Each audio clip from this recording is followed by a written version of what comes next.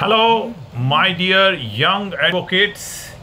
आप लोगों को मालूम ही है कि मोटर व्हीकल्स एक्ट 1988 को दिनांक 1/9/2019 को संशोधित कर दिया गया है।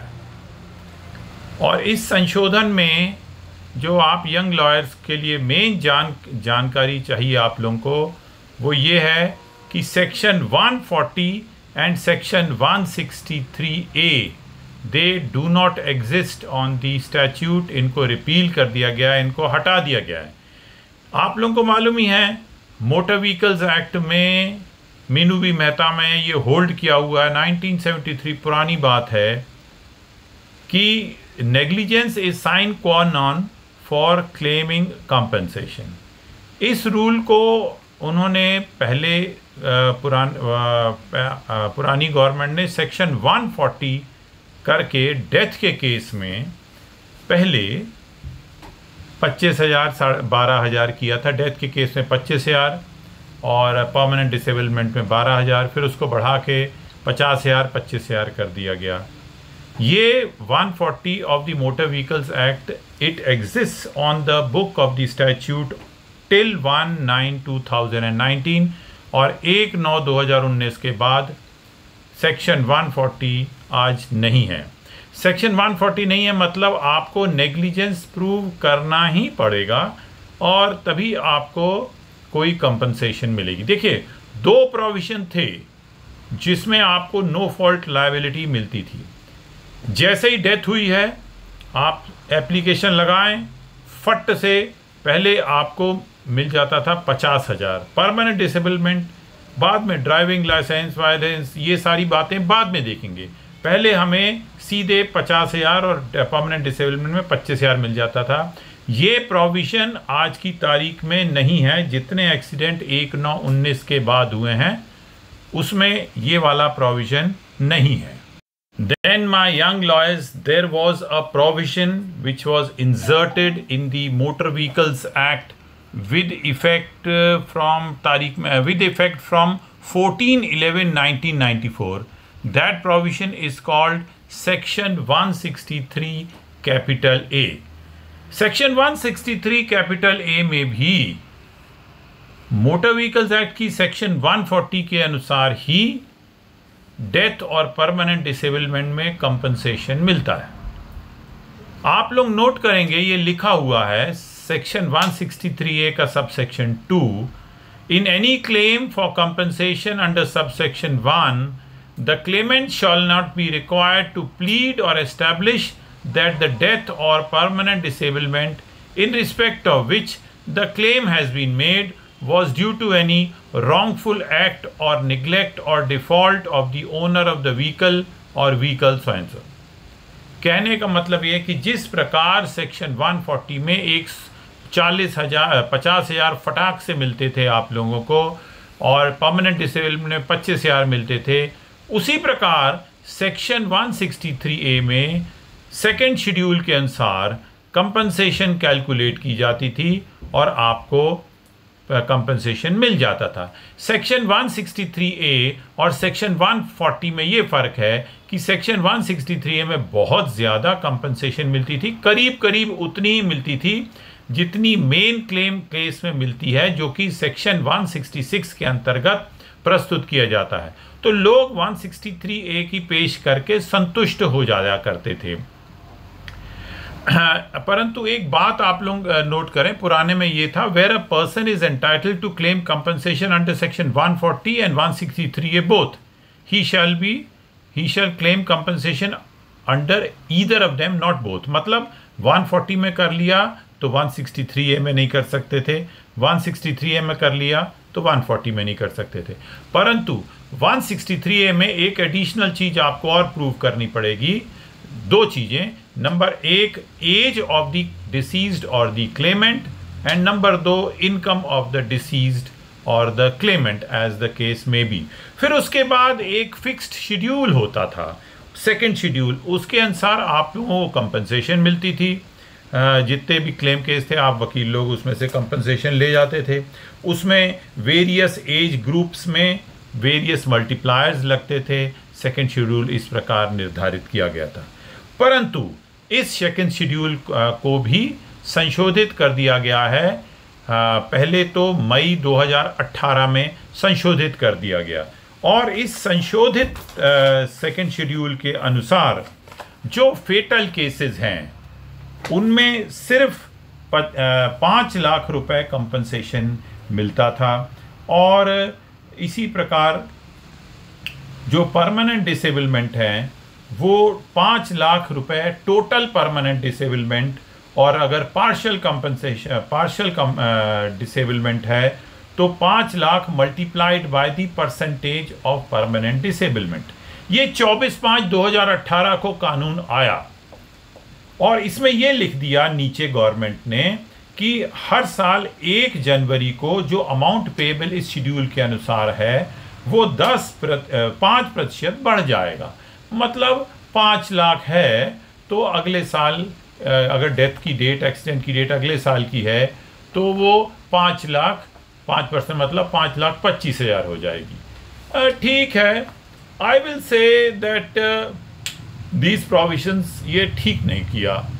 आई थिंक पुराना 163A क्लेमेंट के लिए ज़्यादा बेनिफिशियल है। आप लोगों को मालूम ही है, रूपराज, मेरा नाम नरिंदर पाल सिंह रूपरा मालूम है, मेरी पत्नी अमृत रूपरा और मेरे पिताजी स्वर्गीय सरदार हरि सिंह रूपरा, हम लोग ने बीमा कंपनी का बहुत नमक खाया, और हम लोग ने हजारों जितने केसेस किए शायद ही किसी ने किए होंगे।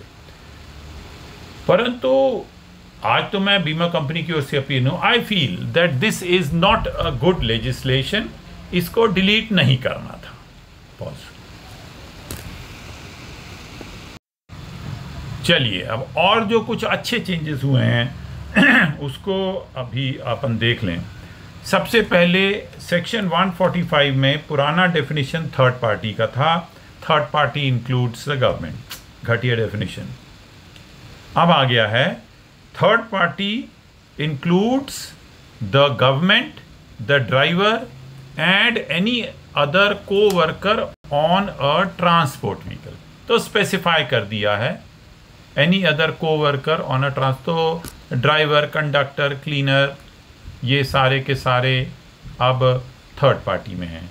आप लोगों को मालूम ही है जितने पैसेंजर्स हैं इनको भी नज़ीरों द्वारा, रूलिंग्स द्वारा थर्ड पार्टी करार दिया गया है, परंतु एक्ट में कुछ क्लेमेंट के पक्ष में लेजिस्लेशन नहीं करती सरकार। ये तो एक बात हो गई। अब आ जाइए सेक्शन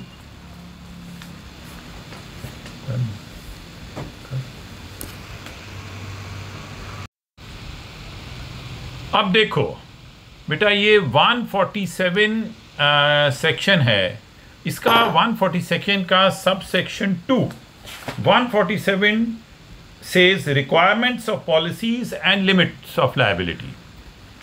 आप लोगों को पुराना 147(2) याद होगा। इसमें बहुत बड़ी गवर्नमेंट ने इन favour of Clement and against insurance company एक कानून बनाया था। मैंने तो 36-37 साल से वकालत करी है, मैंने बहुत चेंजेस इन लॉ देखे हैं, परंतु जो लेटेस्ट जो मोटर व्हीकल्स एक्ट आया था उसमें था liability in respect of third parties is as per section 147(2) the amount of liability incurred and liability in respect of property damage is 6,000। चलो ठीक है, प्रॉपर्टी का रहने दो, बहुत अच्छा कानून था। परंतु अब ये हो गया है liability in respect of third party is the amount is the amount which is prescribed by the central government on a base premium। शायद हो सकता है मोटर व्हीकल के जो मालिकों को अब एक बेस प्रीमियम थोड़ा कम देना पड़े, परंतु थर्ड पार्टी लायबिलिटी फिर इट विल बी डिटरमिन्ड। ऐसा डिस्क्रिशन क्यों देना, गवर्नमेंट को डिस्क्रिशन क्यों देना? ये देखिए मैं पढ़ता हूँ, not with standing anything contained under any law any other law for the time being in force for the purpose of third party insurance related to third party insurance related to either death of a person or grievous hurt to a person The central government shall prescribe a base premium and the liability of an insurer in relation to such premium for an insurance policy under subsection 1 in consultation with the Insurance Regulatory Development Authority. गलत. I don't approve. I am a citizen of India. मेरे पास अपनी बुद्धि है, मैं सोच रहा हूं ऐसा क्यों डिस्क्रिशन देना एग्जीक्यूटिव को. पुराने एक्ट में क्या बुराई थी? थर्ड पार्टी की जितनी बीमा कंपनी की लायबिलिटी है, एक्सटेंट ऑफ लायबिलिटी इनकर्ड, वो वाला प्रोविजन मच बेटर था. I do not approve that why this discretion should be given to insurance regulatory development कि आप मिनिमम उसका प्रीमियम प्रिस्क्राइब करो और थर्ड पार्टी लिमिट डिस्क्राइब करो. नो, एक तो पहले ही जो आपने ये 2019 का एक्ट है उससे लाने से पहले आपने जो सेकेंड शेड्यूल को अमेंड किया और डेथ की लायबिलिटी में 5 लाख किया, that also I do not approve. पर ठीक है, वो उसके बाद उसको भी अमेंड कर दिया. अब हमने इसमें थर्ड पार्टी में और अमेंड करके third party extent of liability incurred को उन्होंने घटा के गवर्नमेंट को डिस्क्रिशन दे दिया. खैर, लेट अस सी गवर्नमेंट कितना डिस्क्रिशन एक्सरसाइज करती है और मिनिमम प्रीमियम कितना. हाँ, पुरानी पॉलिसीज़ तो एज इट इज़ चलेंगी, परंतु अब भविष्य में देखते हैं कि गवर्नमेंट एक आम नागरिक की जान की क्या आकलन करती है. देखिए, हर एक प्रकरण में तो आदमी लेबर नहीं होता, किसी में शासकीय कर्मचारी होता है, किसी में बड़ा भारी बिजनेसमैन होता है, किसी में करोड़ों रुपए उसका इनकम टैक्स रिटर्न होता है. तो motor vehicles act is for all people. जिसको भी कंपनसेशन चाहिए, वो गरीब है, अमीर है, मिडिल क्लास है, जो भी है, उसको फिर समटाइम्स मोटर व्हीकल्स में थर्ड पार्टी लायबिलिटी करोड़ों में आ जाती है. What is wrong in it? आप ज़्यादा प्रीमियम लीजिए, बिजनेस ज़्यादा बढ़ाइए, परंतु ठीक है, अब जो चेंज हुआ, मेरा एडवोकेट्स को कम्युनिकेट करने का ये पर्पस था इस वीडियो बनाने का. ये देखिए, एक डिफेंसेस ऑफ इंश्योरेंस कंपनी, ये देखिए defences of insurance company section 149 में हुआ करते थे. अब वो 149 की बजाय सेक्शन 150 हो गया. इस 150 में उन्होंने एक बहुत अच्छा प्रोविज़न किया है. मैं खुद इसमें जो इंश्योर्ड है उसके थोड़ा पर्सनली मेरा व्यू, देखो, I am at present not appearing for either Clement और इंश्योरेंस कंपनी. मैं तो एक इंडिपेंडेंट एकेडमिक एक्सरसाइज कर रहा हूँ. ये गवर्नमेंट ने एक अच्छा काम किया है. सेक्शन 149(2) में जो पुराना सेक्शन 149(2) था, अब हो गया 150 का विद इन ब्रैकेट 2. उसमें except the condition addition of 1 addition, बाकी सब सेम है. वो एडिशन है that an insurance company can defend itself also on the ground of non-receipt of premium as required under section 64 VB of the Insurance Act. ये देखो, ये वाला provision यहाँ कहीं लिखा होगा, ये देखिए, ये वाला है. दैट आखिरी में जस्ट 3 से ऊपर देखेंगे, ये एक डिफेंस है इंश्योरेंस कंपनी का, that there is non receipt of premium as required under section 64 VB of the Insurance Act. जो वकील दोस्त पुराने मोटर व्हीकल्स में प्रैक्टिस करते हैं उनको मालूम है section 64 VB of insurance act क्या है. No insurance company can assume the risk of any risk without receipt of premium. अब होता क्या था, लोग चेक देते थे, वो चेक बाउंस हो जाता था और फिर उसके बाद बाउंस हो जाने के बाद भी क्लेम केस आ जाते थे, एक्सीडेंट हो जाते थे. तो उस परिस्थिति में क्या होना चाहिए? वो परिस्थिति में दोस्तों 2 परिस्थितियां हैं. नंबर 1, एक तो वो MACT की वकालत करते हैं, दूसरा कंज्यूमर फोरम की वकालत करते हैं. कंज्यूमर फोरम में सीमा मल्होत्रा अगेंस्ट इंश्योर्ड है और जो MACT की वकालत है उसमें इंद्रजीत कौर और रूला आपके पक्ष में है. मतलब अगर चेक ऑफ प्रीमियम बाउंस भी हो गया तो भी लायबिलिटी बीमा कंपनी पर पड़ेगी. ये सबसे पहले कानून निर्धारित हुआ Oriental versus Indrajit Kaur 1998 with in bracket outside bracket 1 SCC 371 Oriental versus Indrajit Kaur. This was followed by New India versus रूला. ये 2003 वॉल्यूम 3 SCC 195। परंतु बीमा कंपनी को एक बात का ख्याल रखना है, और आप लोगों को भी अपने जो क्लाइंट्स हैं, बीमा कंपनी के क्लाइंट्स हैं, बीमा कंपनी को, और प्राइवेट क्लाइंट्स अगर व्हीकल ओनर्स आपके हैं तो उनको एडवाइस करना है कि जब चेक बाउंस होता है बीमा कंपनी को क्या करना है। जैसे ही चेक बाउंस होता है तो बीमा कंपनी को वो चेक बाउंस की information and the cancellation of information that the policy is cancel, ये दोनों तुरंत by registered post, by SMS, by email, by personal messenger insured को कम्युनिकेट करने हैं।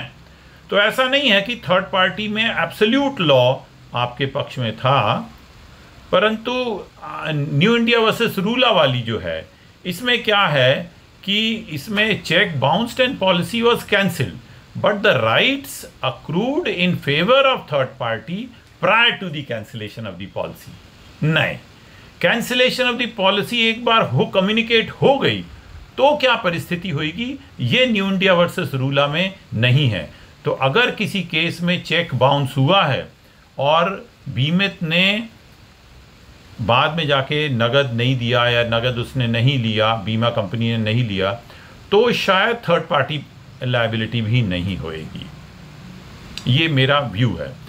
बट ये व्यू पुराने लॉ में था। पुराने लॉ में ये वाला डिफेंस बीमा कंपनी के पास स्पेसिफाई नहीं किया था।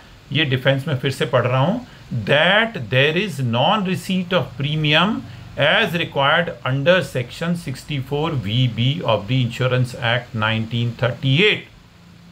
अब ये डिफेंस आने के बाद सारे हाई कोर्ट और सुप्रीम कोर्ट क्या व्यू लेते हैं, ये तो आई कांट, परमात्मा ही जानता है, अभी तो मैं नहीं बोल सकता। परंतु अब आपको वो ये वाला तो मालूम ही है, जजमेंट सीमा मल्होत्रा की।